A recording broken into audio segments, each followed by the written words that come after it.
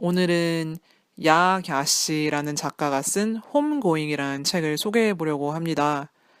이 책을 읽은 지는 한 몇 주가 지났는데요. 오늘에서야 정리를 해보게 되네요. 가나에서 태어나서 미국에서 성장한 이 작가는 26살에 이 책을 썼다고 하는데 참 대단한 것 같아요. 앞으로 정말 많은 기대가 되는 89년생의 젊은 작가라고 생각을 하는데요. 홈고잉, 집으로 간다라고 번역할 수 있을까요? 저는 정말 재밌게 읽었어요. 읽고 나서 동료에게 추천을 했던 기억도 나고요. 책을 처음 펼치면 어떤 가나 가족의 족보가 나오는데 이 책은 족보에 실린 사람들의 이야기를 들려주는 동시에 배경이 되는 가나와 그리고 미국의 역사까지 담아냅니다. 그럼 줄거리를 요약을 하는 걸로 시작을 해서 그 다음에 감상을 나눠보도록 할게요.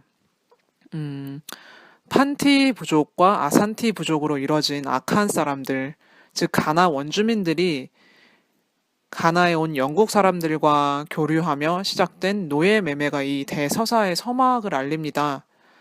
첫 번째 주인공들이라 할 수 있는 에피아와 애쉬는 이복 자매인데 에피아는 판티 부족 출신으로 영국 남자와 결혼을 해서 퀘이라는 아이를 낳습니다.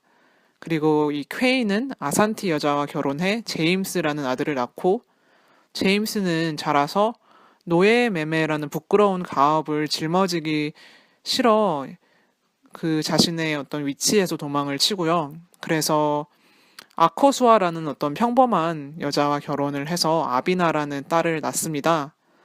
결혼을 하고 싶어 하지만 결국 못하게 되는 아비나는 집을 떠나서 백인 선교사가 운영하는 미션 스쿨에 가게 되고요. 거기서 아쿠아를 낳고 죽습니다. 이 아쿠아는 아사모아라는 남자와 결혼을 해서 아이 셋을 낳지만 그 중에 딸 둘을 사고로 잃고 막내인 아들만 생존해 이 아들이 교육자로 성장을 하고요. 그리고 이 아들은 자기의 집안일을 돌봐주는 가정부인 에스더라는 여자와 결혼을 해서 마조리라는 딸을 낳아 결국 미국으로 이민을 합니다. 그리고 마조리는 미국에서 성장하고 또 교육을 받아서 어떤 대학원생 지식인이 되는 그런 모습으로 이제 이야기가 끝이 나고요. 그래서 이제 이게 그 에피아의 얘기예요. 그래서 이제 다시 가나로 돌아가서 이복자매 중 애쉬라는 사람의 삶을 돌아보도록 할게요. 이 애쉬는 가나에서부터 미국 남부로 노예로 팔려가서 네스라는 딸을 낳습니다.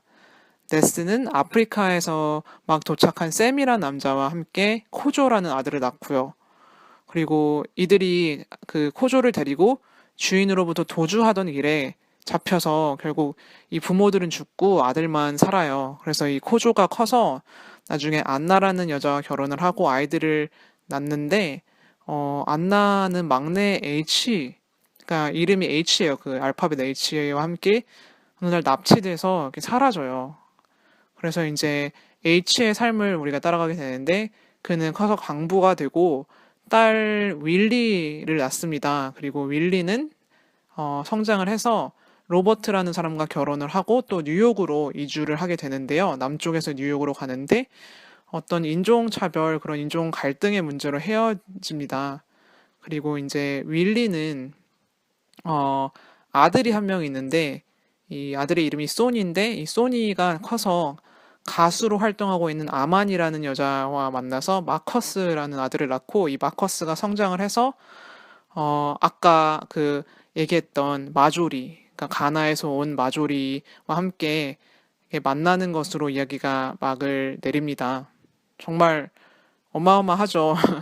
참 재미난 이야기인데 제가 어떻게 이렇게 족보로만 정리해 보려고 하니까 좀 드라이하게 들리는 것 같기도 해요, 저도. 근데 이렇게 정리를 하는 이유는 책을 읽은 제가 아마 나중에 이야기를 잘 기억을 하지 못할 것 같아서 어떤 제 자신을 위해 이렇게 한번 요약을 해봤어요. 음, 한마디로 참 대장정인데요. 책이 의외로 또 간결해요. 그래서 더욱 훌륭하다고 생각을 하고요. 이렇게 큰 이야기를 쉽고 짜임새 있게 써내는 것이 참 쉽지가 않았을 텐데, 이 책이, 이게 영문으로 300페이지가 좀 안 되는 책인데, 그러면은 솔직히 그렇게 긴 건 아니거든요. 그래서 다시 생각을 해봐도 대단하다는 생각을 합니다. 책은 가나의 식민지 전후, 미국의 남북전쟁, 재건시대, 그리고 근현대사를 아우릅니다.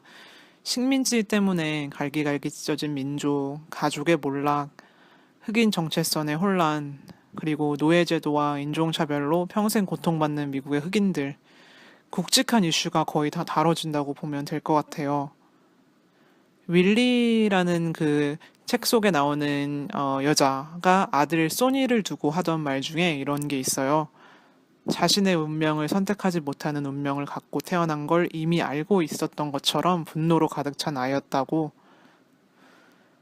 이렇게 수많은 이들이 억압 속에서 태어났고 또 살았을 생각을 하니까 머리가 복잡해지더라고요, 읽으면서. 책 속에 나온 그 어느 누구도 괜찮은 삶을 살았다고 볼 수가 없을 정도니까요. 가나 본토에서나 미국에서나. 그래서 읽으면서 자문하게 돼요. 과연 누구의 잘못인가? 우선 서구의 잘못이 크죠. 사람을 노예로 팔았고 인권을 유린하고 한 가정 그리고 나아가 한 나라를 쑥대밭으로 만들어 놓고, 그런데 또 책을 읽다 보면 서구의 잘못에 동조한 사람들의 이야기도 나와요. 영국과 계약을 한 판티 부족이나 노예를 대주던 아산티 부족이나, 그들을 두고 결코 잘했다고는 할 수 없더라고요. 서사 끝에 만나게 되는 결국은 한 핏줄인 청년들, 마커스와 마조리의 결론을 보면 이래요.